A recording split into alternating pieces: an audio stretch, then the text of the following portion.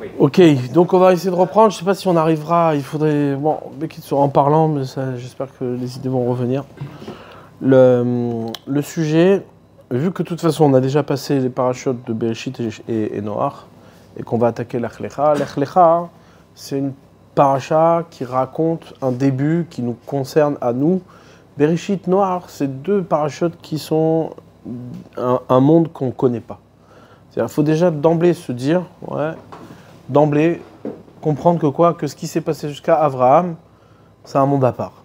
Un monde à part, à tel point que c'est marqué que tous les enfants qui naissaient à l'époque de Noach, ils naissaient adultes, ils se coupaient leur propre nombril, c'est eux qui coupaient leur nombril, leur nombril, leur cordon ombilical.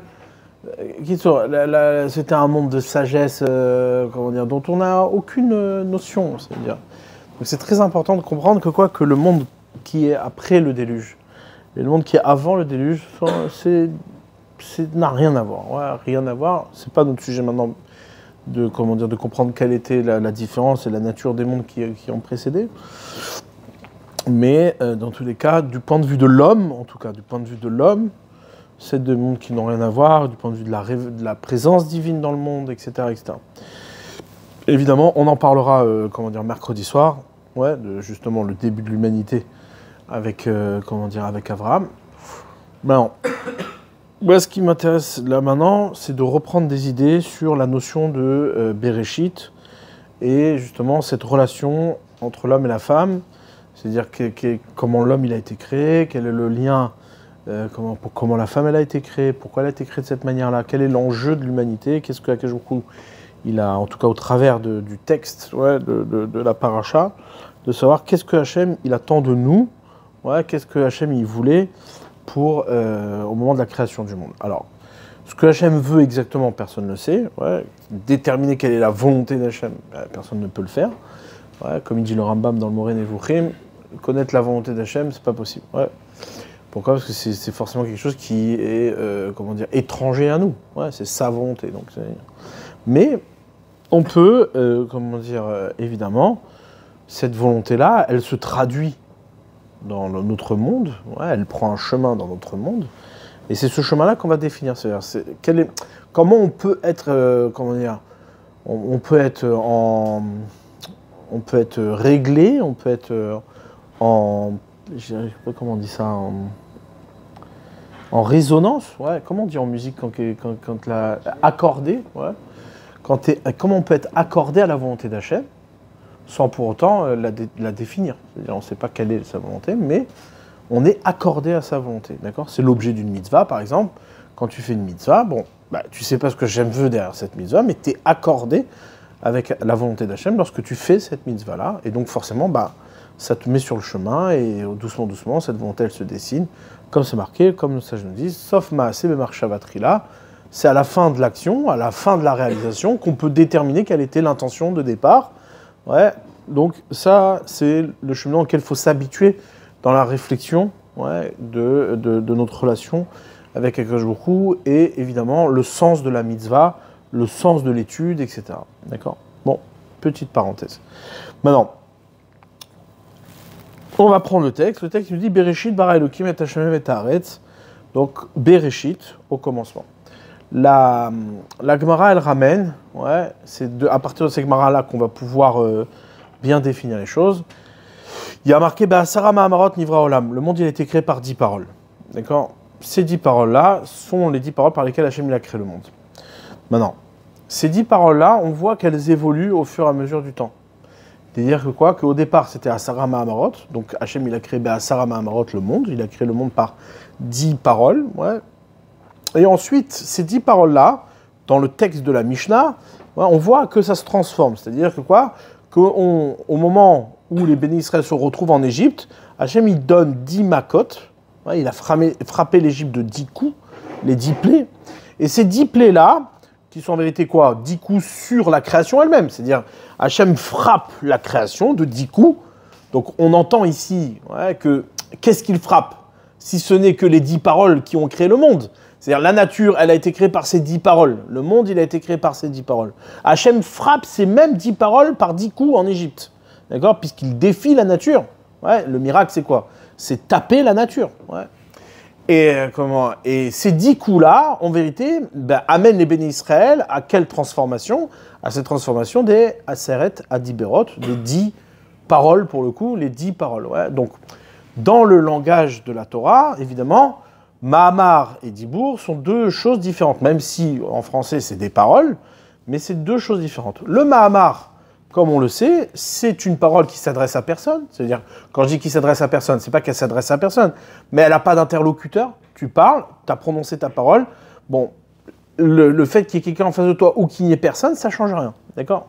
Même si elle a bien entendu une intention, mais il n'y a personne en face de toi. Quand il a créé le monde, ouais, à Sarah Mahamarot, il n'y avait personne. D'accord? Il a créé le monde jusqu'à que l'homme il arrive et que l'homme puisse témoigner de cette parole. Ouais. Comme c'est marqué, le Even Ezra, il pose la question, il y a marqué Anochi Hashem Elokecha asher hotzeticha meret Mitzrayim. Je suis l'Éternel ton Dieu qui t'a fait sortir d'Égypte. D'accord? Alors il pose la question, il dit comment ça se fait que quoi? Qu'on n'a pas englobé toute l'humanité? Ouais, qui t'a fait sortir d'Égypte, ça concerne que les Juifs. Pourquoi la manifestation d'Hachem, d'accord, elle n'est pas beaucoup plus englobante? Et de dire, je suis l'Éternel ton Dieu qui a créé le monde. Pourquoi tu me dis, je suis l'Éternel ton Dieu qui t'a fait sortir d'Égypte? Donc, le Venezra, c'est la question qu'il pose. On le verra dans le Maral, dans Tiferet Israël. Le Maral, il répond, il dit non. Il dit, en vérité, c'est quoi? C'est très simple.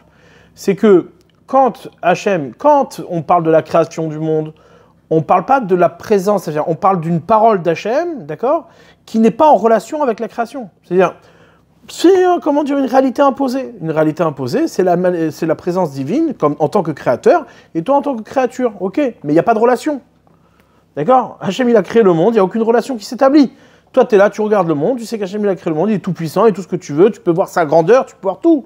Mais tu ne parles pas avec lui. Alors que Be'aseret Adiberot, au moment où Hachem, il a donné la Torah, ça parle, ça échange, d'accord? Hachem, il t'a parlé, il attend de toi quelque chose, et toi, tu lui retournes quelque chose, d'accord? Ça, c'est la différence qu'il y a entre Mahamar et Dibour. Maintenant, pour faire cette transformation-là, depuis le Mahamar jusqu'au Dibour, depuis les 10 paroles créatrices jusqu'à les 10 paroles de Torah, d'enseignement, eh bien, il y a au milieu les 10 makot, les 10 coups. Hachem a frappé la création. Maintenant, ces coups-là, qu'est-ce qu'ils font? Ils ne font que révéler ce qui était fait enfermé. Ouais, quand tu frappes quelque chose, ouais, qu'est-ce que tu fais? Tu fais sortir le jus qui est à l'intérieur. Donc, il a tapé la création, il a fait sortir ce qu'il y avait à l'intérieur du Mahamar, la parole qui a créé le monde. D'accord? Donc, ça a été une révélation. D'accord? Très bien. Mais révélation de quoi? De la parole. Davar. Ouais, davar. Comme on l'a dit tout le temps, davar en hébreu, c'est des choses. Comment on désigne un objet? On dit davar. Davar, c'est dibour. C'est la même racine. Pourquoi? Parce que chaque chose renferme un dibour. Ok. Maintenant, ça, c'est exactement ce qui est marqué dans le texte au moment de la création du monde. Bereshit bara Elokim et Hashem et Haaretz. La Gemara, elle demande, elle dit, ouais, ok, Sarah Mahamarot Nivra Olam, le monde il a été créé par 10 paroles, j'entends. Mais seulement en Teshaen, ils sont que 9. Ouais, il y a marqué que 9 fois Vayomer. Ouais, Hachem, il y a marqué que 9 Mahamar. Il n'y en a pas 10. Qu'est-ce qu'elle répond la Gemara? Elle dit Bereshit Nami Mahamaru. Bereshit, c'est aussi une parole. Ok, donc quand on entend Bereshit Nami Mahamaru, alors là, il faut bien peser le chidouche, il faut bien peser la réponse. Ouais. C'est-à-dire que nous, on peut s'endormir avec cette réponse en disant bon, en fait, il a parlé quand il a dit Bereshit, d'accord? Sauf qu'il n'a pas dit, c'est pas marqué. Il n'y a pas marqué Vayomer, il y a marqué Bereshit bara Elokim et Hashem et Haaretz. Ok, j'entends. D'accord? De la même manière que dans les 10 commandements, ce qu'on appelle les 10 commandements, c'est-à-dire les 10 paroles de la Torah, le premier, il n'y a pas marqué une mitzvah. Il y a marqué « Je suis l'Éternel ton Dieu », c'est une affirmation. « Je suis l'Éternel ton Dieu qui t'a fait sortir d'Égypte ». Elle est où la mitzvah? Tout le monde demande. Il dit « Mais elle est où la mitzvah dans « Je suis l'Éternel ton Dieu qui t'a fait sortir d'Égypte » C'est juste une affirmation. C'est un fait. Ouais. Où il y a la mitzvah là-dedans? On dit c'est la mitzvah de Emouna. D'accord? Les autres, il y a une négation, il y a une demande, il y a une requête. « Lo yelecha Elohim achim alpanai », etc. « Elohim achim alpanai », etc. Maintenant, de la même manière que la première parole des mitzvot, c'est quoi? C'est « Je suis l'Éternel ton Dieu », c'est une affirmation. La première parole aussi, de la création, c'est pas une parole directe. C'est quoi? C'est Bereshit. C'est au commencement. D'accord? Maintenant, quand la Gemara vient une Nami Mahamaru, elle vient te dire quelque chose, elle vient te révéler quelque chose. C'est que ce que tu aurais pu croire ne pas être une parole, c'est aussi une parole. C'est ça que ça veut dire. Ouais, quand on vient te dire, tu sais quoi? il n'y a que 9 paroles dans la création. Ouais, et on te dit, non, Bereshit Nami Mahamaru, c'est aussi une parole. Ça vient te dire quoi? C'est-à-dire, t'aurais pu croire que cela ne l'est pas, mais maintenant je te dis, c'en est une. Ouais. Ah ok, alors comment j'aurais pu croire que c'est pas une parole?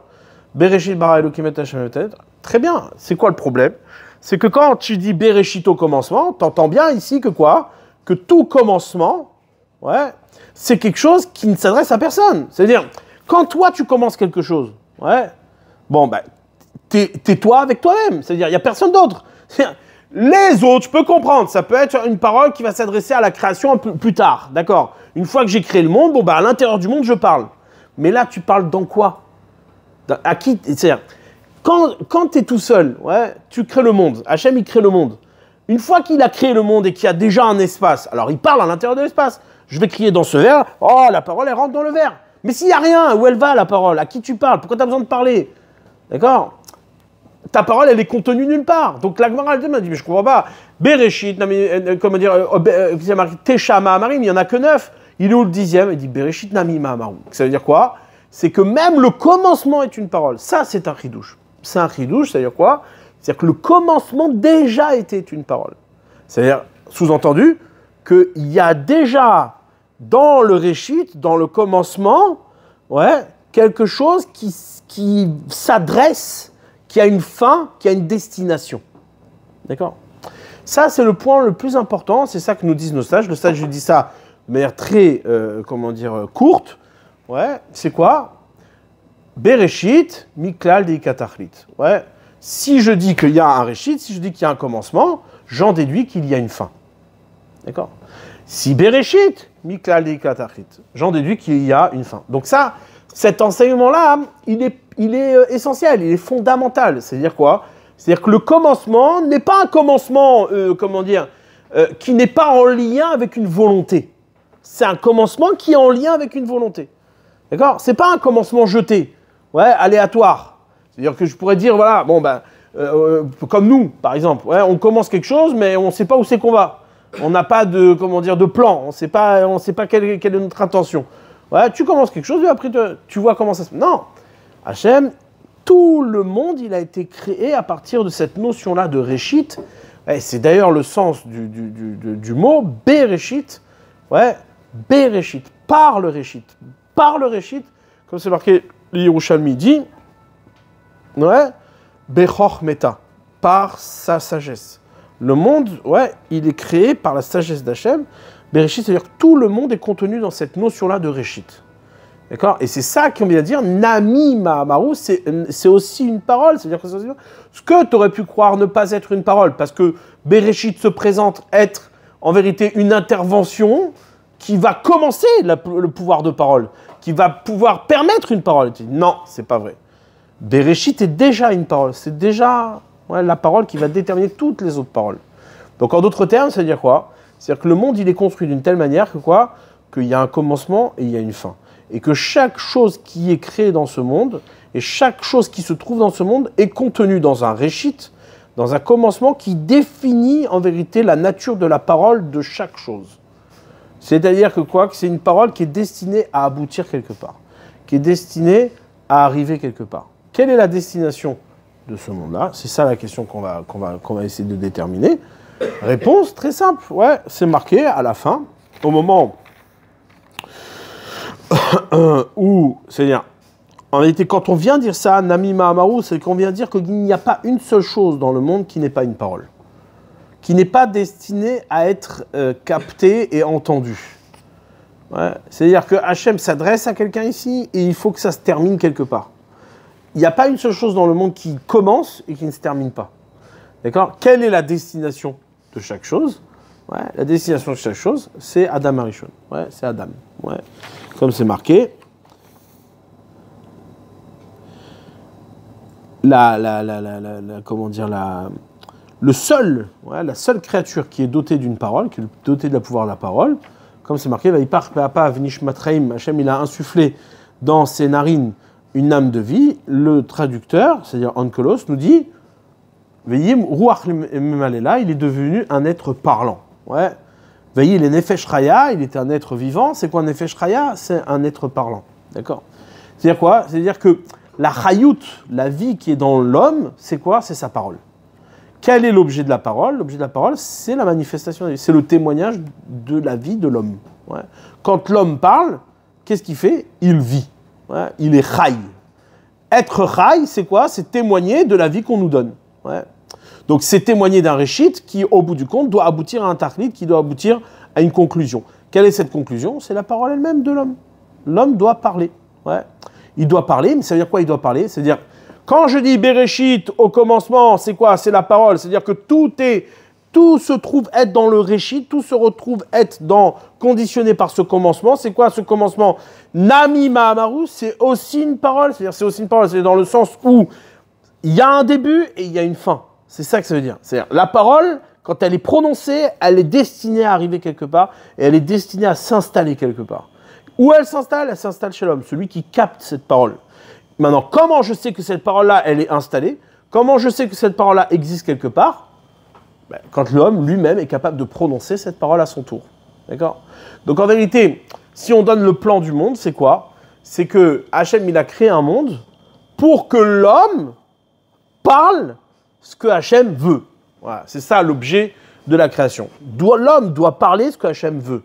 C'est quoi ce que Hachem veut? C'est la Torah. D'accord? Donc, et c'est beaucoup plus subtil que l'idée même que de répéter comme un perroquet.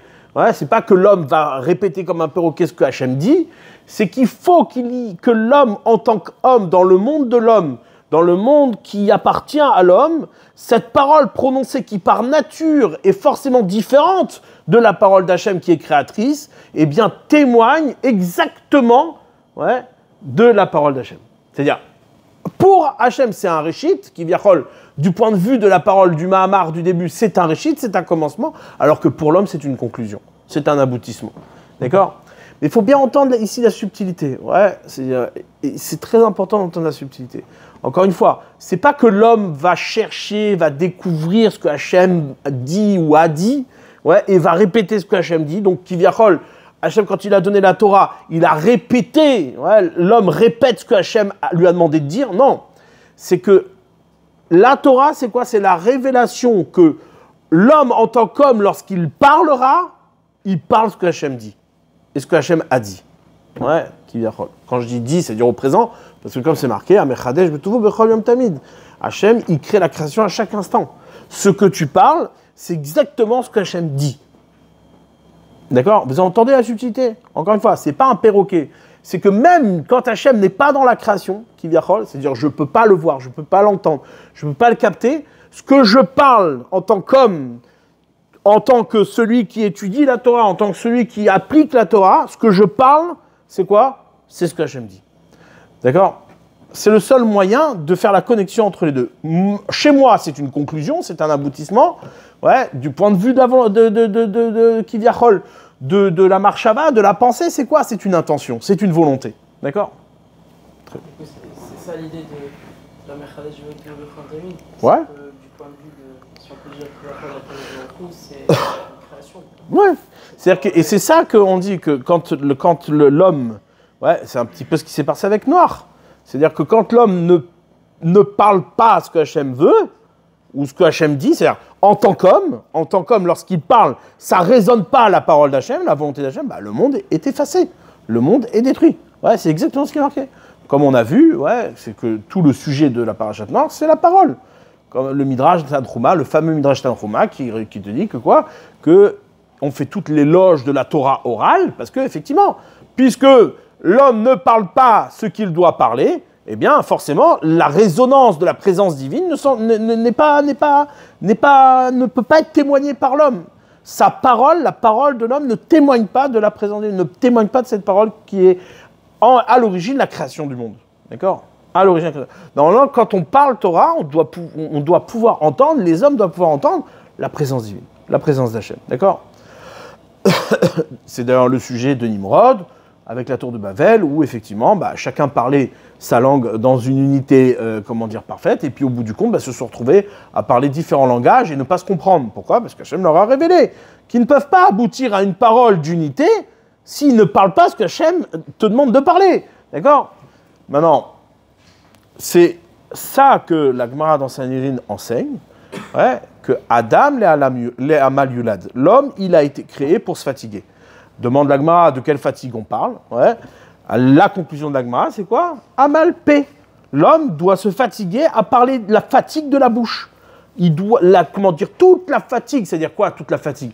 Tout l'effort, le seul effort qui n'a de sens d'être un effort, c'est quoi? C'est la parole. Tous les autres ne sont pas des efforts. L'effort d'aller gagner son argent, l'effort de se battre et de protéger sa vie. Tous les efforts que tu vas faire dans le monde ne sont pas des efforts. Le seul effort qui est un effort, dans n'importe quelle circonstance de ce monde, c'est l'effort de la parole. Pourquoi? Parce qu'en vérité, à chaque moment, l'effort que tu fais, c'est de pouvoir parler et se rattacher à l'origine, se rattacher à l'intention. Donc toute l'histoire qui est au milieu de l'histoire de l'homme, les guerres, la pauvreté, la richesse, toutes les histoires qu'il peut y avoir dans le monde ne sont là que pour créer chez nous un effort de parler Torah. Ouais. C'est tout. Il n'y a rien d'autre. Ouais. Donc en vérité, dans chaque situation, dans chaque événement, l'objet, c'est qu'est-ce que tu vas parler, toi, homme, qu'est-ce que tu vas parler qui pourra témoigner de ton attachement à Hachem et à sa volonté. D'accord? Donc l'exil, c'est l'objet. L'exil, c'est quoi? Comme c'est marqué, Aham Aolchim Bachosher, comme ça on définit la Torah orale. Aham Aolchim Bachosher Veraou Or Gadol. Un peuple qui se promène dans l'obscurité et qui ont vu une grande lumière. C'est quoi la grande lumière? C'est cette parole-là qui, quand tu la parles, malgré l'obscurité, malgré l'absence de lumière, eh bien quand tu la parles, ça fait de la lumière. D'accord? C'est ça l'objet. Ouais, encore une fois, bien entendre cette idée-là, c'est quoi? C'est qu'il n'y a rien dans ce monde qui ne peut être, valorisé d'effort, si ce n'est que l'effort de la parole. D'accord? Les autres efforts n'existent pas. C'est pas considéré comme un effort. Tu ne seras jamais récompensé sur autre chose que l'effort de la parole. Parce que le seul effort qui existe, Amal P. L'effort de la bouche. C'est pour ça que tu as été créé, il n'y a rien d'autre. D'accord? Donc quand tu fais une mitzvah, en vérité, quand tu es dans l'action de la mitzvah, le salaire de la mitzvah, c'est pas la mitzvah elle-même, c'est pas l'action elle-même, c'est la parole qui se crée cette mitzvah. Ouais, c'est ça tout l'objet. L'objet de la mitzvah, c'est le dibour, c'est la parole. Il n'y a pas d'autre sujet. D'accord? Donc ça, c'est un point fondamental. Et c'est d'ailleurs ce que Hachem, il fait entendre à Adam Arishon. Il lui dit, écoute, voilà, regarde, il y a un truc bizarre dans cette paracha qu'on a déjà mis en évidence. C'est quoi? C'est qu'Hachem, il crée le monde, et à la fin de la création du monde, Ve'ine tov meod. Voici que tout est parfaitement bien, tout est abouti, tout est parfait. Ok, très bien. Maintenant, qu'est-ce qui se passe? Tout de suite après ça, Hachem va voir Adam et il lui dit, voilà, j'ai une mitzvah pour toi. D'accord? Vaïtsav Hachem. Regarde, le passou qui dit, Vayar Elohim et kol asher asa. Elohim a vu que tout ce qu'il avait fait, Ve'ine tov meod. C'était extrêmement bien, donc tout était parfait, il n'y avait rien à dire. Vayi Erev, Vayi Boker, Yamachichi, etc. Maintenant, après, qu'est-ce qui se passe? Vayikach Hachem Elohim et Adam. Hachem, il a pris l'homme. Vayinichu began Eden. Il l'a posé dans le Gan Eden. Le Ovda ou le Shamra, pour le travailler et le garder. Vayitzav, et là Hachem ordonne à Adam. Vayitzav Hachem Elohim à la Adam. Elohim ordonne à Adam, les morts en lui disant, Mikol etz ha'achol tochal, tous les arbres de ce jardin tu pourras les manger, sauf cet arbre-là de etz ha'dat tovra, de la connaissance du bien et du mal. Très bien. Et là, tout de suite après avoir donné la mitzvah, Vayomer Hachem Elohim lotov yot Adam levado. Hachem, il dit quoi? C'est pas bien que l'homme soit seul. Hachem, tu te contredis. D'un côté, tu viens de dire que toute la création était parfaite, mais tout ce qu'il avait fait était parfaitement bien. Et de l'autre côté, une fois que tu lui as donné la mitzvah, qu'est-ce qui se passe? Allez, voilà. L'otov yota Adam levado, c'est pas bien que l'homme soit seul. Donc tu t'es planté. Ouais. D'un côté, tu dis que c'est bien, de l'autre côté, c'est pas bien. Décide, qu'est-ce qui est bien? C'est bien ou c'est pas bien? Ce que tu as fait, c'est bien ou c'est pas bien? Ouais. Donc, qu'est-ce qu'on est obligé de dire? Nous, en tant que lecteurs, attentifs et rigoureux, qu'est-ce qu'on voit? Vaïtzav Hachem. Au milieu, qu'est-ce qui s'est passé? Hachem a ordonné. Donc on comprend bien que cette situation où Hachem décrit ce qu'il voit à nouveau, c'est-à-dire l'otov yot Adam levado, c'est pas bien que l'homme soit seul, ce n'est pas un constat de la création, c'est pas un défaut de la création, c'est un défaut de l'homme face à la mitzvah. C'est-à-dire qu'une fois qu'Hachem il lui a ordonné de manger tous les arbres et de ne pas manger cet arbre-là, alors c'est pas bien que l'homme soit seul. Donc le problème que l'homme soit seul et, comment dire, et que c'est un problème et que c'est pas bien, c'est seulement l'homme dans sa relation à la mitzvah. Ouais. En vérité, le monde, il est parfait. Et c'est exactement comme ça qu'il devait être créé. Ouais. L'homme, il devait être créé de cette manière-là, seul. Seul. Il n'y a pas d'autre... comment dire. Le monde parfait, c'est l'homme seul. Ouais. C'est un monde parfait. Maintenant, dans la avoda, dans le travail qu'il a à faire, dans l'aboutissement, eh bien, là, l'otov et Adam, c'est pas bien que l'homme soit seul. Qu'est-ce que ça veut dire? Qu'est-ce que ça vient nous dire? Ça vient nous dire qu'en vérité, c'est exactement ce qu'on a dit au départ. Bereshit, Tachlit. Il y a un commencement, il y a une fin. C'est-à-dire que du point de vue du Réchit, du point de vue du commencement, du point de vue de la volonté d'Akadosh Baruch Hu, tout est parfait, il n'y a rien à changer. C'est exactement comme ça que ça doit. Maintenant, l'homme, lui, il doit se parfaire. Lui, l'homme, il doit se compléter. Le monde est créé d'une telle manière, et c'est ça sa perfection, le monde est créé d'une telle manière que l'homme doit changer. Il doit se déplacer. Il doit arriver quelque part. Ce quelque part-là est déterminé par le commencement, par la volonté d'Hachem. Mais toi, homme, tu dois conclure en fonction de ce que Hachem veut. D'accord? Donc tu dois parler, toi l'homme, tu dois faire l'effort de parler, et cet effort de parler qui va aboutir à une parole véritable ou pas, eh bien c'est ça qui va déterminer ta hashlama, qui va déterminer ta manière de te compléter, de t'aboutir, de te terminer. D'accord? Donc vous comprenez bien comment on répond à la question. La réponse, elle est très simple. C'est que quand Hachem dit l'otov yota adam levado, c'est pas bien que l'homme soit seul, c'est par rapport au travail qu'il a à faire. Par rapport à la complétude, je ne sais pas si ça se dit, je crois que oui, mais je ne me rappelle plus. En tout cas, c'est c'est le fait de se compléter qui est né. Pour se compléter, c'est pas bien que l'homme soit seul. C'est-à-dire, ça veut dire quoi?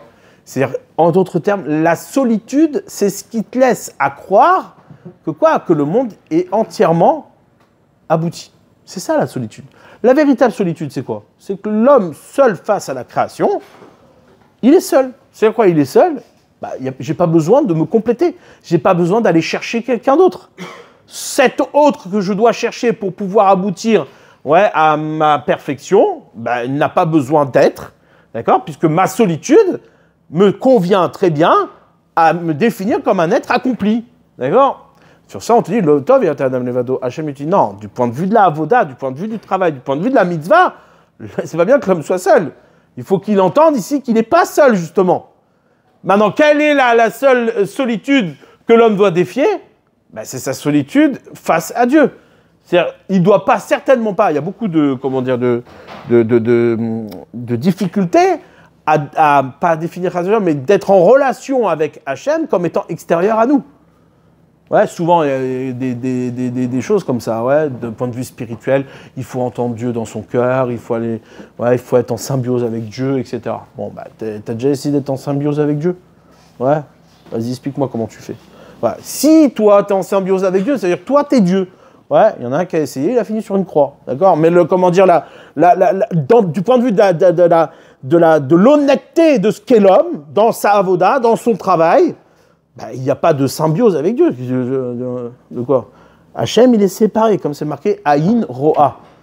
Hachem est l'autre, d'accord? Dans sa volonté, je parle, non pas en tant qu'être, parce que ça, pour nous, ça ne nous concerne pas, mais dans sa volonté, en vérité, dans la création, va se révéler au travers de l'autre que je vais devenir, et qui est l'autre que je vis, c'est-à-dire dans ma relation avec Akadosh Baruch Hu. D'accord? Chose que Adam a ratée. Maintenant, ce n'est pas le moment de rentrer dans l'erreur d'Adam Arishon. Ouais, ce n'est pas notre sujet. Enfin, ce serait trop long. Mais déjà, d'entendre ici le concept. Le concept, c'est quoi? C'est de comprendre que Adam, il s'est senti, pas seulement qu'il s'est senti seul, c'est qu'il se voulait être seul. Et Hachem dit, l'otov et Adam, c'est pas bien que l'homme soit seul. Et regardez comment ça... Nous, on a toujours compris que Hachem, il vient... C'est Kiviachol, c'est Adam qui lui demande. Il dit, ouais, tout le monde a une copine, moi j'en ai pas. Ouais, bon, c'est pas ce qui est... Non, c'est pas ce qui est marqué, hein. C'est pas du tout. C'est Hachem qui dit ça. Hachem, il vient voir Adam, il lui dit, voilà, j'ai une mitzvah pour toi, tu vas garder cette mitzvah. Et Hachem lui-même dit, l'otov et Adam levado, c'est pas bien que l'homme soit seul. Donc Hachem l'amène sur le chemin de ce l'otov, de ce qui est manquant. Ouais, regardez le texte. Il dit, Vayomer Hachem Elohim Lotov, c'est Hachem qui parle. C'est pas bien que l'homme soit seul. Et c'est l'Oezer Kenegdo, je vais lui faire une aide contre lui, je vais lui faire une partenaire. Il a créé tous les animaux des champs, etc., etc. Ouais. Y avait à la Adam. Et qu'est-ce qu'il fait Hachem? Hachem va provoquer l'homme. Hachem va faire ressentir à l'homme son manque. Mais lui, l'homme, il était tranquille, il avait rien, il ressentait rien. Tout pour lui, il était dans la perfection. Qu'est-ce qu'il y avait à compléter? Il y avait rien à compléter. Qu'est-ce qu'il fait Hachem? Il le provoque. Y avait Hachem, c'est pas pour l'objet de la mitzvah, pour qu'il entende la mitzvah. Pour qu'il entende l'enjeu de cette mitzvah. Il faut qu'il entende qu'il y a un déplacement à faire. Il faut qu'il entende qu'il a une plénitude à gagner. Comment il va la gagner? S'il n'entend rien, s'il se sent parfait, si la mitzvah est naturelle, si, comment tu vas grandir? Ouais, alors il dit, Vayave el Adam, il a apporté à l'homme tous les animaux de la terre. L'irot ma'ikralo, ouais, Hachem, il a demandé à l'homme de nommer chaque créature. Donc déjà, Hachem questionne l'homme dans sa relation à la création, en disant maintenant, donne des noms, c'est toi qui nommes. C'est toi qui nommes chaque chose. C'est quoi toi qui nommes? C'est toi qui parles. Fais l'effort de parler. Toi, maintenant, tu vas parler exactement comme moi, ce que j'ai voulu. Mais toi, en tant qu'homme, ouais. Même c'est marqué dans le Midrash, il ramène que quoi? Que c'est Adam qui a donné le nom à Hachem. Ouais, Adon. C'est lui qui l'a nommé. Ouais, enfin, c'est marqué jusqu'à Abraham. Mais le Yud Kevavke, ouais, c'est Adam qui l'a donné. Ouais. Le nom d'Hachem, c'est l'homme qui le donne. Ouais. C'est-à-dire, c'est la parole de l'homme, c'est elle qui fait la création. Maintenant, tu vas me dire, mais attends, Hachem, il a besoin de l'homme pour nommer les choses. Non, lui, il a déjà tout nommé comme il faut. Mais il fallait que l'homme parle, et comment l'homme, il va parler, ça doit être exactement comme ce que Hachem, il a voulu. Maintenant, Adam, il a vu le bug. Il a dit, attends, 2 secondes. Ce que toi, Hachem, t'as constaté, que l'Otov Yot Adam Levdo, moi, je le constate maintenant. En nommant la création, je vois qu'en fait, il manque quelque chose. Ouais. Il dit, Adam, Adam, Nefesh Chaya ou Shemo. C'est son nom. Shemo. Parce que ça, je le dis. Shemo, Gematria Ratson. Ouais. Si je ne me trompe pas.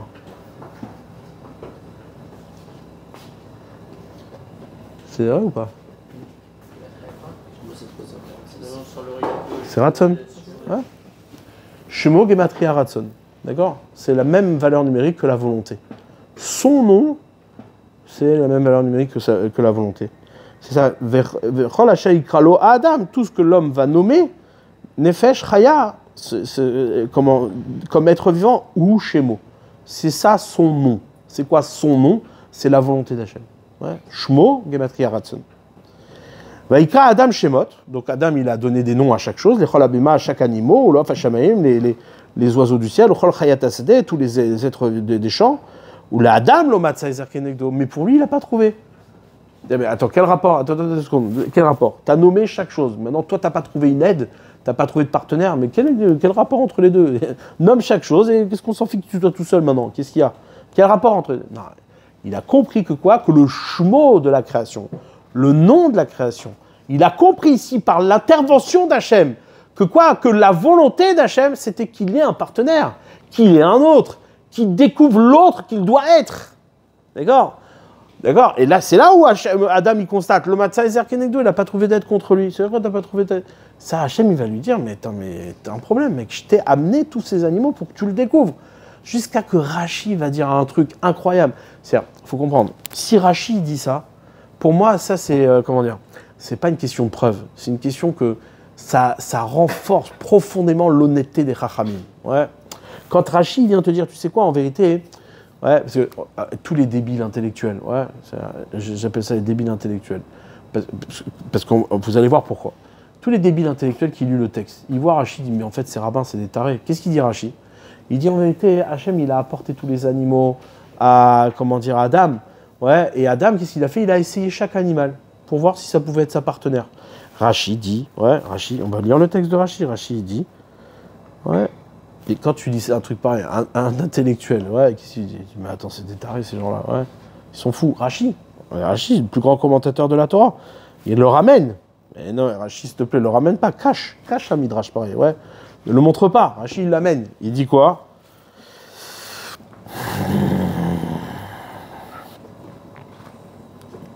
Voilà. Keshe et Vian, lorsque Hachem les a présentés, il lui a présenté tous les animaux de la création. Et Vian, les Fanav, Kol Minumin, Zachar Nekeva, il les a présentés, Zachar Nekeva.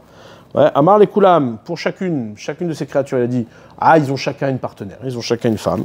Vélien Benzoug, ouais, et moi j'ai pas de partenaire, donc il est pas content. Et après, qu'est-ce qui a marqué? Une fois qu'Hachem lui a créé sa femme, Zot Apam, cette fois-ci, ouais. Mais la Med, c'est quoi Zot Apam, cette fois-ci? Pourquoi cette fois-ci et pas les autres? Il dit qu'il y a eu d'autres tentatives. Mais la Med, c'est pour t'apprendre. Sheba, Adam, Alkol, Bema, Mechaya. Que l'homme, il s'est accouplé avec chaque animal, chaque créature. Ouais. Mais l'onit karadato, et son esprit ne s'est pas apaisé, Sheba al-Chava, jusqu'à qu'il a découvert sa femme et que là, ça correspondait. Bon, tu lis un texte comme ça, d'accord? Tu dis, bon, c'est des tarés. Ouais. C'est des fous. Ouais, qu'est-ce qu'il y a de... Pourquoi Rachid nous dit un truc pareil? Réponse, ouais, la réponse, elle est plus que pertinente. Elle est tellement profonde que quoi, que forcément, tu es obligé de sortir de ta débilité pour comprendre ce qui se passe ici. C'est quoi? C'est que, en vérité, Adam Arishon avait compris qu'il lui manquait quelque chose et que son accomplissement était dans la création. Que la découverte de l'autre qu'il est, ouais, eh bien, elle était dans sa relation avec la création. D'accord? Dans les noms qu'il va donner à chaque chose. D'accord? Maintenant, quand il a vu ça, il s'est accouplé, c'est-à-dire littéralement, c'est-à-dire il a cherché le sens de ce qu'il est. Où est son fruit? Où est son accomplissement? Où c'est qu'il va devenir? À travers quelle créature il va pouvoir devenir? Et là, Adam Hachem, il n'a pas trouvé. C'est ça qu'Hachem, il va l'aider. Ouais. C'est évident de comprendre que quand Hachem va endormir Adam Arishon, ouais, il va l'endormir parce que Adam n'a pas réussi à trouver Ezer Kenegdo. Ouais. Ou la Adam, l'Omatsa Ezer Kenegdo. Pourquoi la Torah a besoin de nous dire l'homme n'a pas trouvé son aide? Ça veut dire que l'intention de départ, c'était de lui présenter toute la création pour qu'il la trouve, son aide. Parce que l'auteur vient à Adam et Lado. C'est pas bien que l'homme soit seul. L'homme devait découvrir que le monde qui lui a été donné n'est pas un monde qui fait de lui un être parfait et seul, mais au contraire, c'est un monde qui l'invite à devenir l'autre qu'on attend. Ouais. Et là, il n'a pas trouvé. C'est ça le Ezer Kenegdo. Ouais. C'est pas qu'Hachem lui présente une femme pour qu'il ait une concubine. Ouais. C'est pas ça l'objet. Ezer Kenegdo. Ouais. C'est une aide, mais qui est contre lui. C'est un lui contre lui, en fait. Ouais. C'est un lui, un autre de lui. Alors, il appelle Hachem Elohim, donc Hachem, qu'est-ce qu'il fait? Il l'endort. Puisque Hachem, dans toute sa conscience et dans toute son intelligence et dans toute sa connaissance, il est incapable de découvrir l'autre qu'il doit découvrir, alors Hachem, il l'endort. Ok, maintenant, il faut que tu dormes. Là-bas, je te ferai découvrir l'autre. C'est dans ton sommeil que je vais te faire découvrir l'autre qui t'attend. Il appelle Hachem Elohim, Tardema, Hachem, il l'a endormi. Ouais, Tardema, comme ça nous disent nos sages. Le Hari, il ramène que Tardema, c'est Gematria Tirgum. Ouais, c'est une traduction, c'est un Tirgum de Gematria Tardema. C'est-à-dire que ce sommeil-là est en vérité le moment de traduction. C'est un moment où c'est une falsification quelque part. À l'origine, l'homme n'avait pas besoin d'aller chercher une autre. Cet autre-là, il devait la faire naître lui-même. C'est lui qui devait la faire naître. Ouais, au travers de la création. Seulement, il n'a pas réussi. Donc, qu'est-ce qu'on a fait? On est descendu de niveau. On a traduit la création. On l'a traduit. Ouais. Traduire, c'est trahir. On a trahi la création d'origine. Ouais. Donc, du coup, qu'est-ce qui se passe? Il appelle Hachem à Adam. Vaïchan, il a dormi. Pendant que l'homme dort, Hachem fait l'opération. Et il va montrer à Adam, à son réveil, qu'il y avait bien un autre en lui. Seulement, Adam n'a pas vu que cet autre sortait de lui. Il le sait, mais il ne l'a pas vu. Ouais, il vient Hachem Elohim à la carte Adam, l'Isha, il vient à Adam, il a amené chez l'homme. Et là, qu'est-ce qu'il dit à Adam? Va yomer à Adam, Zot Apam. Cette fois-ci, Etsem Me'atzamai, c'est bien moi-même. Etsem Me'atzamai, c'est mon essence, c'est moi-même, ou Basar Mi Bessari, la chair de ma chair. Ouais. Donc Adam Arishon est bien conscient que ça vient de lui, que c'est lui, quoi, en vérité, c'est lui. Mais c'est lui dans son prolongement, dans son devenir, mais ce devenir qui n'est pas encore devenu. D'accord? Parce qu'il a un travail à faire avec elle, et à découvrir ce qu'elle va lui faire découvrir de ce qu'il est. Ouais.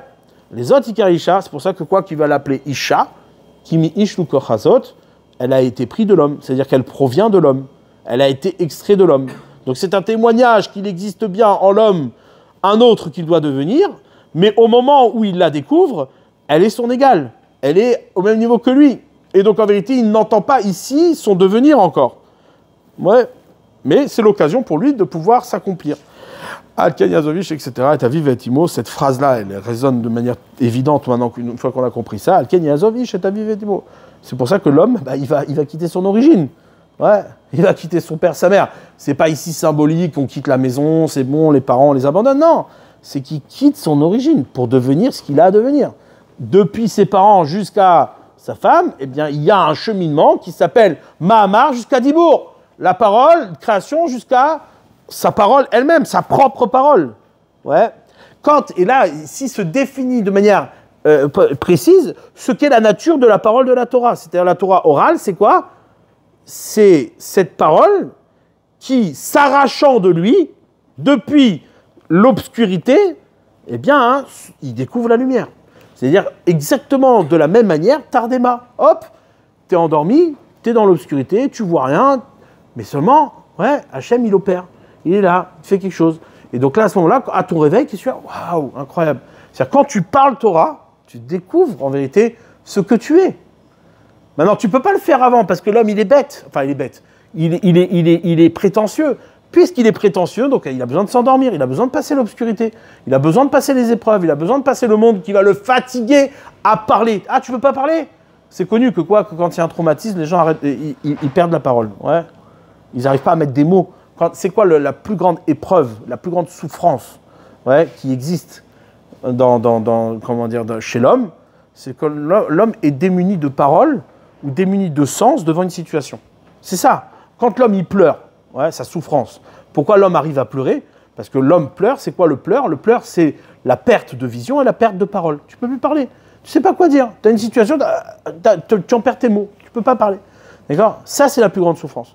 Quand un homme, et d'ailleurs, nous, on l'a vécu pendant 2 ans, quand tu ne sais plus quoi dire, tu as une parole, tu peux plus expliquer le monde dans lequel tu vis.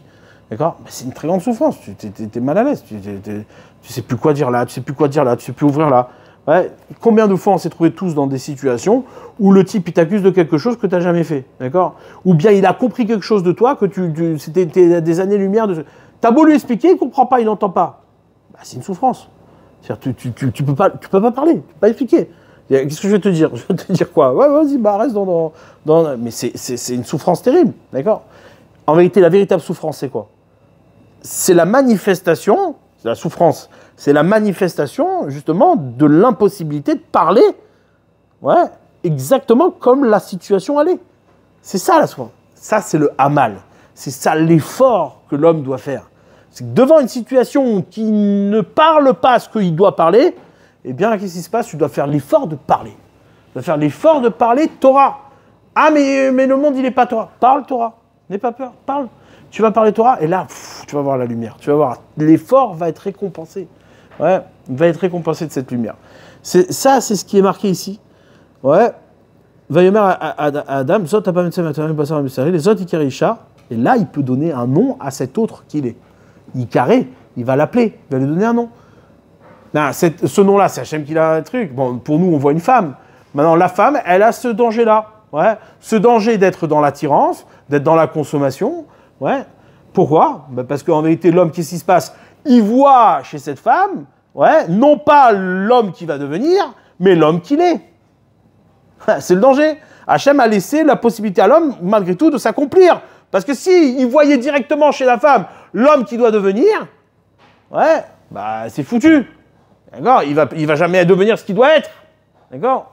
Maintenant, qu'est-ce qu'il a fait Hachem? Il a laissé ce temps. C'est à ce moment-là que le Yetzera est arrivé. Ouais, comme c'est marqué, le Midrash dit Meforaj, Baïsgor, Bassar, Tartena, Hachem, il a fermé la chair, une fois qu'il a terminé, qu'il a extrait la créature qui est la femme de l'homme, cet Ezer Kinedo, qui s'y passe, hop, Baïsgor, Bassar, Tartena, le Midrash dit, c'est le premier samer de la Torah, c'est le Satan. Ouais, c'est là que lui, Tzara, il est né. C'est à ce moment-là qu'il est arrivé. Mais pourquoi à ce moment-là? T'as pas compris, c'est pas que la femme c'est le Satan, c'est juste que quoi, que, étant donné que la femme, c'est celle qui va révéler à l'homme l'autre qu'il doit devenir, parce que c'est par cette aide-là, de la découverte d'un autre qui est arraché de lui-même, qu'il va pouvoir savoir et entendre qu'il y avait bien un autre dans lui. Quel est l'autre qui est en lui? C'est la volonté d'Hachem. Le seul autre qui est toi, c'est la volonté d'Hachem. Hachem, il attend quelque chose de toi. Tu vas devenir...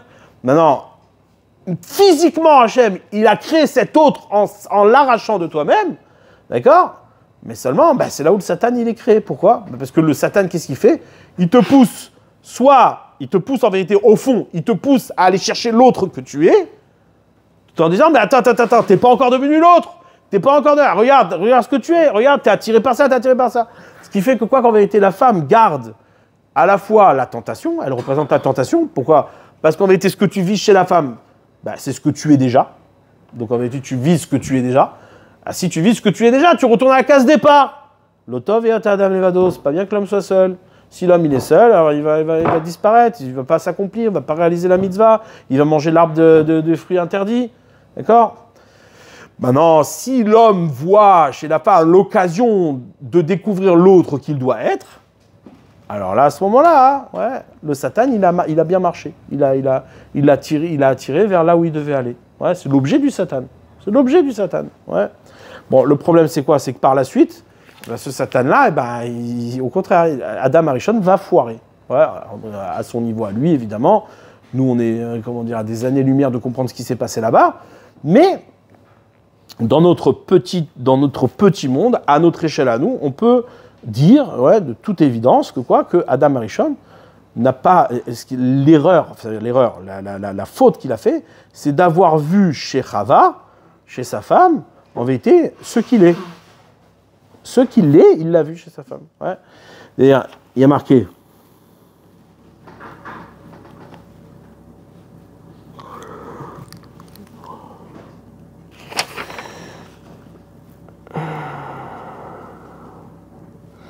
L'épisode du Nachash est un peu... Bon, il faudrait l'approfondir, mais... Le serpent, on peut dire de manière claire dans la Torah, n'apparaît jamais à Adam. Ouais. Le serpent n'est jamais en confrontation avec Adam. Il n'existe que dans la tête de la femme. D'accord? À aucun moment, le Nachash s'adresse à l'homme. Ouais. Ben, Nachash aya harum, le Nachash était rusé. Mikol Chayat Hasadeh parmi tous les animaux des champs, et donc là ici de manière évidente, ça crie dans le texte, ouais, que le chef des animaux est venu en accusation auprès d'Adam. Quoi? Tu n'as pas été capable de voir dans la création l'autre que tu dois devenir, et nous on devient quoi? On a créé une femme. Tu as créé une femme pour aller chercher l'autre que tu dois devenir, et nous on devient quoi? Donc en vérité, le Nachash, c'est quoi? C'est celui qui vient en accusation du manque d'Adam Arishon. C'est évident. Ouais, ben Nachash Ayaoum. Le serpent était cet animal-là, ouais, qui était rusé, Mikol Chayat Hasadeh, parmi tous les animaux des champs. C'était le plus rusé. Pourquoi le plus rusé? Il arrive en tant qu'avocat. Il dit, attends, et nous, alors, tu nous as abandonnés? C'est comment? C'est-à-dire, toute la création, elle ne peut pas te faire découvrir ce que tu dois être. N'oublie pas que chez ta femme, que Hachem il t'a donné, il y a là-bas comme aboutissement et comme, accomplissement, le fait de faire vivre toute la création, pas seulement ta petite tête, mais toute la création. Tous les animaux ici viennent en revendication, en disant, mais attends, oh, tu dois nous trouver notre but, tu dois trouver notre parole. Le Nachash, il vient en accusateur, il dit, ouais, représentant des animaux, le syndicat des animaux qui arrive et qui dit, oh, Adam. Et c'est pour ça qu'il s'attaque à la femme. Adam n'a pas de contact avec le Nachash. Pourquoi? Parce que pour Adam, les animaux des champs, il n'a pas vu, il n'a pas entendu que ça pouvait être un accomplissement politique. Il n'a pas entendu qu'il y avait une parole là-bas. D'accord? Pour lui, il n'y a rien. Donc le Nachash ne va pas s'attaquer à Adam, il n'y a aucune possibilité de s'attaquer à Adam. Par contre, chez la femme, oui. Pourquoi? Parce que chez la femme, c'est l'autre qu'il doit devenir. Et le Nachash va accuser cet autre que Adam n'est pas encore devenu. D'accord? Donc il va voir la femme, il lui dit, dis-moi, Chava, une petite question. Ouais, Elohim, il vous a dit de ne pas manger ce fruit-là? Ouais. Mikol Etzagan, Thomas Isha el Nachash. Oui, c'est vrai. Maintenant, elle a reçu l'ordre de qui? Elle a reçu l'ordre de son mari. Elle n'a pas reçu l'ordre d'Hachem. Elle n'a pas connu. Hachem, elle ne le connaît même pas, entre guillemets. C'est-à-dire, Adam, Arishon, il a reçu l'ordre d'Hachem. Maintenant, entre-temps, Adam, il a dormi, il s'est réveillé avec une femme. La femme, bon, bah, tranquille, ok, super, sympa, je t'aime bien. On m'arrive. Qu'est-ce qui se passe?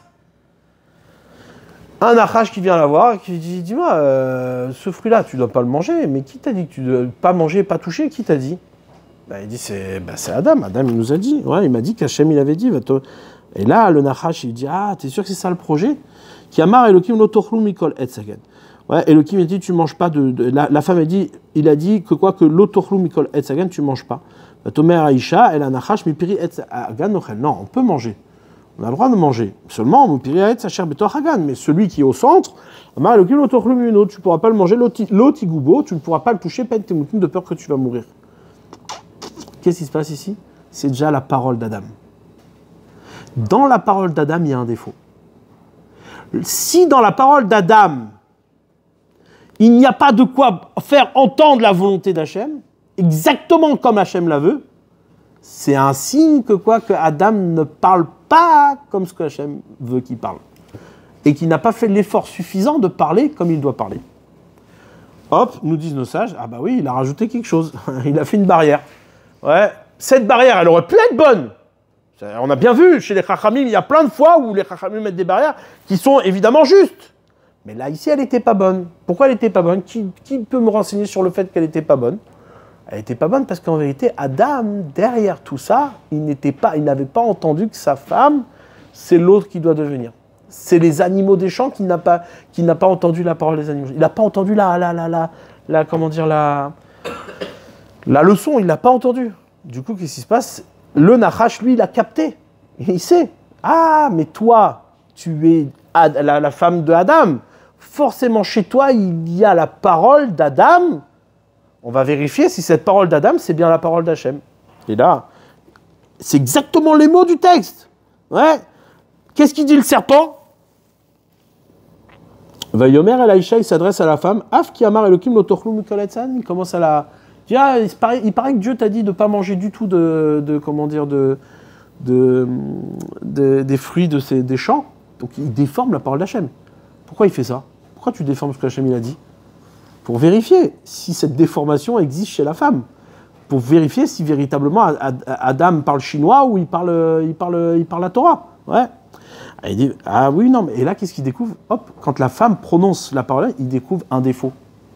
Il dit, ouh là, attends, là j'entends ici quelque chose qui est pas bon. Qu'est-ce qu'il fait le Nachash? Comme ils nous disent nos sages, il pousse la femme, elle touche l'arbre, elle dit, ah bah tout qu'on fait, il s'est rien passé. C'est pas vrai, vous n'allez pas mourir. Il a trouvé la faille. Mais la faille, elle est dans quoi? Dans la parole d'Adam. Dans cette parole qui aurait dû être une parole aboutie, accomplie, qui allait faire découvrir à Adam qu'est-ce qu'il est vraiment, mais il a raté. Vos yeux vont s'ouvrir, vous allez être comme des dieux, vous allez connaître le bien et le mal. Ouais.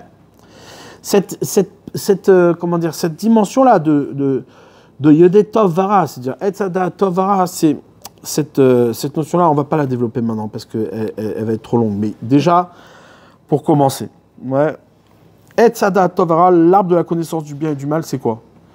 On comprend ici maintenant, avec tout ce qu'on a développé, qu'en vérité, c'est quoi la mitzvah qu'Hachem a donnée? La mitzvah qu'Hachem a donnée, c'est une mitzvah, une seule et même mitzvah, qui comprend une mitzvah positive et une mitzvah négative.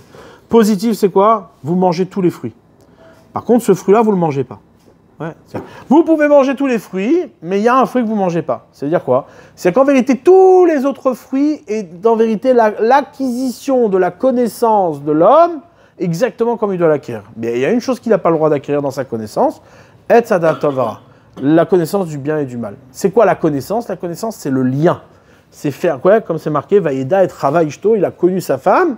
C'est-à-dire quoi? Il a connu sa femme, il a fait un avec sa femme. Il s'est lié à sa femme. La connaissance, c'est se lier avec le monde. Adam Arishon, ce sur quoi il a attendu, c'est quoi? C'est sur sa liaison avec le monde. On veut que tu parles, et ce que tu vas parler va créer une connexion entre toi et le monde, et donc une connexion avec la volonté d'Hachem. Ouais, c'est ce qu'on appelle le da'at, ce qu'on appelle la connaissance. Maintenant, Etzada Tovara, Hachem, il ne veut pas. Il dit la connaissance du bien et du mal, je ne veux pas. C'est quoi la connaissance du bien et du mal? Ouais, dans la connaissance du bien et du mal, on entend quoi? On entend la connaissance du bien et du mal. Ouais. Maintenant, c'est sûr que Adam Arishon, il avait la connaissance du bien, il avait la connaissance du mal. Ouais. Seulement, là où il n'avait pas de connaissance, c'est la connaissance du bien et du mal au même niveau, dans la même sphère, dans la même connaissance. Ouais, ce que nous, on connaît aujourd'hui comme étant le bien et le mal, d'accord, et qui agit au même niveau, Adam Arishon ne l'avait pas. Lui, il avait la connaissance du bien, il avait la connaissance du mal. Dans ce format de connaissance, le mal n'est pas attirant. Ouais. Si je connais le bien comme objet indépendant, qui ne rencontre jamais le mal, et si je connais le mal qui ne rencontre jamais le bien, ouais, c'est ce que dit le Moré Nevuchim, c'est quoi? Le bien là-bas, c'était de la vérité, et le mal, c'était quoi? C'était du sheker, c'était du mensonge. Un mal et un bien qui se rencontrent jamais, qui pour moi sont de toute évidence deux objets qui sont complètement distincts, qui se rencontrent jamais, qui se mélangent jamais. Ouais, et bien qu'est-ce qui se passe? Le bien, c'est le émet, c'est la vérité, et le mal, c'est le sheker, c'est le mensonge. Donc Adam, il n'avait aucune tentation du mal, aucune. Maintenant, on lui dit, tu sais, l'arbre de la connaissance du bien et du mal, je veux pas que tu manges, je veux pas que tu ailles là-bas. Ouais, c'est-à-dire, je veux pas que tu vives dans un monde où le bien et le mal est mélangé. C'est-à-dire que quoi? Que tu peux pas distinguer le bien du mal. Parce que, c'est quoi ne pas distinguer le bien du mal? C'est un niveau qui est lié à la volonté d'Hachem, qui est un niveau qui est lié au réchit. C'est-à-dire que quoi? Que aussi bien le bien comme le mal ne peut pas être un obstacle à l'accomplissement de sa volonté. Mais cette dimension-là, du bien et du mal, ouais, n'est qu'une dimension qui existe dans le parcours de l'histoire, mais non pas dans l'aboutissement. Il n'existe pas dans le Tachlit. Dans ce que l'homme a à accomplir, il n'y a pas nécessité de connaître le mélange du bien et du mal. Il n'y a pas nécessité de comprendre combien le mal est aussi productif que le bien dans la volonté d'Hachem. Pourquoi? Parce que toi, ce que tu dois faire, c'est t'accomplir, c'est te réaliser. Or, dans ta réalisation, le mal ne peut pas être un objet de réalisation pour l'homme. Pour l'homme. Pour le réchit, pour sa volonté, c'est vadaï que aussi bien le bien que le mal aboutissent à sa volonté. Mais que toi, en tant que Oved Hashem, toi, en tant que celui qui va s'accomplir et se réaliser, jamais le mal pourra être pour toi un objet qui t'amène à t'accomplir. Parce que si c'est le cas, ouais, si c'est le cas, c'est ce qui lui argumente le Nachash. Il le triche un peu, il dit, mais non, vous allez être comme des dieux. Vous connaissez le bien et le mal. C'est quoi être comme des dieux, connaître le bien et le mal? C'est que le bien comme le mal, de toute façon, fait sa volonté. Mais Hachem, lui, il n'a pas besoin de travailler. Hachem, il est déjà le monde dans son aboutissement. Il n'y a pas besoin de devenir un autre. Il n'y a pas d'autre chez Hachem. Par contre, chez toi, il y a un autre. Et pour être un autre, tu n'as pas le droit de passer par le mal pour devenir cet autre. Parce que ce mal-là, en vérité, c'est celui qui va, créer ce court-circuit de ce que l'homme doit être face à Hachem. D'accord? Ça, c'est lui. Tere Aïcha, la femme avec qui Tov va être Slimachal. Elle a vu que quoi? Mais c'est seulement la femme qui voit ça. Ouais. Tov va être Slimachal. Cet arbre-là, il est bon à manger et il est attrayant aux yeux. Il est bon à manger, il est attrayant aux yeux. Venechmad et laskil. Il est agréable cet arbre au sechel, à l'intellect. Elle a pris ce fruit, va tochal, elle a mangé, va titen gam leisha, elle a donné à son mari, ima va yochal. Avec lui, elle a mangé, il a mangé. Ce texte-là est incompréhensible. Ouais, incompréhensible. Ok, je veux bien. Adam Arishon, Hachem lui a dit, tu ne manges pas ce fruit. D'accord? Elle est toute seule avec le serpent convainc Chava. Chava mange le fruit, et qu'est-ce que nous dit le texte? Elle est partie voir son mari, elle lui a donné, il a mangé. Quoi? Aucune résistance, rien. Il n'y a pas de discussion entre lui et sa femme. C'est-à-dire, le texte est fou. Ouais, le texte est fou. Il dit, Vatikar Mepuré, elle a pris le fruit, elle l'a mangé, Vatochal, Vatiten Gamlisha, elle a donné à son mari, aussi à son mari. Ouais, Ima avec elle, Vayochal, et il a mangé. Et il est où Adam là? Quand c'est un exécutant, c'est-à-dire la femme elle arrive avec le fruit, imaginez-vous la scène. D'accord? Elle sort de la discussion avec le Nachash, elle a pris le fruit, elle est en train de le manger. Elle court vers Adam, elle dit, ah Adam, regarde, j'ai un fruit à te donner, c'est le fruit que Hachem il a dit qu'il fallait pas manger, tiens, mange-le. Et Adam, il dit, ah ouais, tiens. Ouais. Qu'est-ce qui s'est passé? Qu'est-ce qui s'est passé dans la tête d'Adam? Comment ça se fait qu'Adam ne résiste pas? Au moins discute. Laisse-toi tenter, genre, je sais pas, laisse un suspense. Non, rien. Yeah, ok, allez. Si Adam a pris naturellement, comme le texte nous le raconte, si Adam a pris naturellement, directement ce fruit-là, ouais, c'est que pour lui, il n'y avait même pas de question du mal là-dedans. C'est ça le pire. C'est-à-dire qu'il n'y avait même pas ici la question du mal. Ah ok, maintenant que toi t'as mangé, bah, ça veut dire que je dois manger. Qu'est-ce qu'il avait compris avant? Comment il a interprété l'ordre d'Hachem? Ouais, qu'est-ce qu'il attendait de l'ordre d'Hachem? Quelle était la révélation qu'il attendait? On en discutera la prochaine fois. Mais une chose est sûre, c'est quoi? C'est que dans la proposition qu'Achava lui a fait, ouais, il n'y avait aucune raison de résister. Et lui, il était sûr que quoi que c'était la volonté d'Hachem qui s'accomplissait devant lui. Le rare. Donc, ici, ce qu'il faut entendre, ouais, c'est quoi, hein, juste pour s'arrêter là aujourd'hui, et après on fera la deuxième étape, c'est d'entendre que quoi, hein, que effectivement, Adam a raté quelque chose dans son accomplissement. C'est-à-dire que la faute des fautes, c'est de ne pas entendre qu'on a un autre à devenir. Cet autre, c'est juste pour entendre le principe, l'autre que je suis, que je n'ai pas encore découvert, c'est la volonté d'Hachem. Tout homme est habité d'un autre, cet autre, c'est la volonté d'Hachem. Tant que tu ne penses pas la volonté d'Hachem comme l'autre que tu dois devenir, ouais, si tu es trop religieux à penser que ce que tu es, c'est exactement la volonté d'Hachem, alors pour toi, la faute te guette. La faute t'attend. Le Nachash va venir te voir, il va te frapper à ta porte, il va te dire hey, attends, où sont les schémotes? Où est l'étude de la Torah? Où est la parole que tu dois prononcer? Ouais. Ah, si tu prononces une parole qui est malhonnête, ben, le Nachash va l'entendre et hop, ça va se retourner contre toi. Il va aller chercher l'autre que tu dois devenir et l'opposer à toi. Ouais, il dit, mais attends, cet autre-là et toi que tu es, il y a une distance énorme entre les deux. Une distance énorme. Cette distance-là, Adam, il n'a pas voulu l'accepter. Quand il a vu sa femme manger, il a dit, non, il n'y a pas de distance. J'ai des distances entre ma femme et moi. Non, il n'y a pas de distance. Ouais. Ça, c'est le, comment dire, c'est comment on appelle, le pile ou face de la pièce. Ouais. C'est-à-dire, souvent dans les cours, on peut entendre, oui, il faut écouter sa femme. Ouais. Sa femme, elle a de bons conseils. Mais de l'autre côté, si tu l'écoutes à chaque fois, ben, ça peut être dangereux. Oui, des fois, il faut l'écouter. Il faut l'écouter pour devenir l'autre que tu dois devenir. Ouais, mais si tu veux l'écouter pour rester ce que tu es, c'est pas bon. Donc Adam, quand il a vu, c'est marqué « Ima » avec elle. Ouais, il lui a donné à son mari avec lui, avec elle. Ils étaient ensemble. Il n'y avait pas de distance. À ce moment-là, Adam a dit « Oh, calme-toi. Où est l'autre que je dois devenir? Ouais. Quel est cet autre-là qui m'attend? » Là, il aurait dû entendre, mais non, il n'a pas entendu. Pourquoi? Exactement la même faute depuis le départ. C'est quoi? C'est qu'il n'accepte pas qu'il y a un autre qui doit devenir. Donc quand il a vu cet autre-là, qui est sa femme, pour lui, il n'a pas vu un autre, il a vu lui. Ouais. Et quand il a vu lui, ouais, c'est-à-dire il n'attend pas un autre, il attend rien, il est ce qu'il est. Donc quand il a vu sa femme avec ce fruit-là, il a vu ce qu'il était. Et puisqu'il a vu ce qu'il était, il l'a mangé. Il n'y a pas de résistance à avoir, c'est évident. D'accord? Et là, c'est là la faute, c'est la même faute depuis le début jusqu'à la fin. Exactement la même faute depuis le début jusqu'à la fin. L'aboutissement, c'est celui-là, d'accord? Donc ça, c'est le point le plus fondamental à entendre. C'est-à-dire qu'il y a dans le projet de la création, ouais, dans le projet de la création, la femme, c'est anecdotique. La femme, c'est une anecdote. Ouais. Il n'y a pas dans le fondement de la création un homme et une femme. Au réchit, dans la perfection du monde, ouais, il n'y a pas deux êtres séparés. Ça n'existe pas. Il y a bien sûr l'homme et la femme, mais pas comme deux êtres séparés. Ouais. Dans la volonté d'Hachem, pas deux êtres séparés. Maintenant, qu'est-ce qui a fait la séparation telle qu'on la connaît? Comment on la connaît? C'est parce que Adam Arishon, lui, il a créé l'Yetzirah. Il l'a fait. Ouais, il l'a fait. Il n'a pas voulu entendre que quoi que dans le monde, il y avait cet autre qui l'attendait. D'accord? Qui est lui-même.